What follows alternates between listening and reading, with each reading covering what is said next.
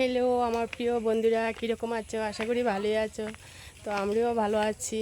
আজকে আসলাম এক জায়গায় ঘুরতে, বাবার বাড়িতে এসে। তো তোমাদেরকেও দেখাবো। তো তোমরা এখানে দেখতেই পারছো, এখানে হইলো দরগা ঠাকুর। তো আমরা আসলাম, আমার ভাইজিও নমস্কার করতেছে।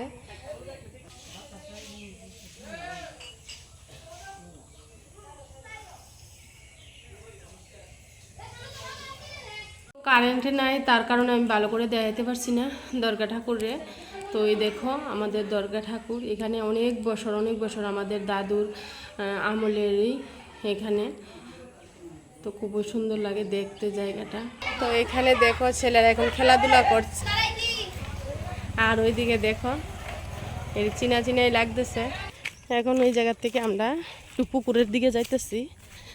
আর এই জায়গার মধ্যে প্রত্যেক বছরেই পয়লা বৈশাখ গেলেই বৈশাখ মাসের 14 তারিখ, 15 তারিখ, 16 তারিখ 3 দিন মেলা হয়।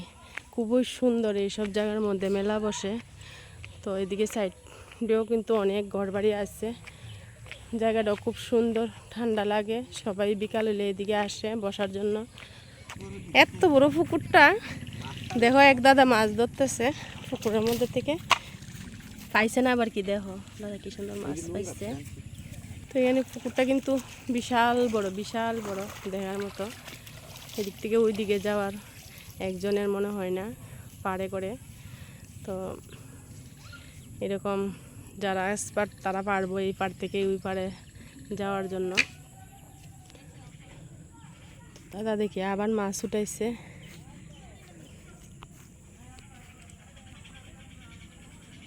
দেখি হাতের মধ্যে কি মাছ।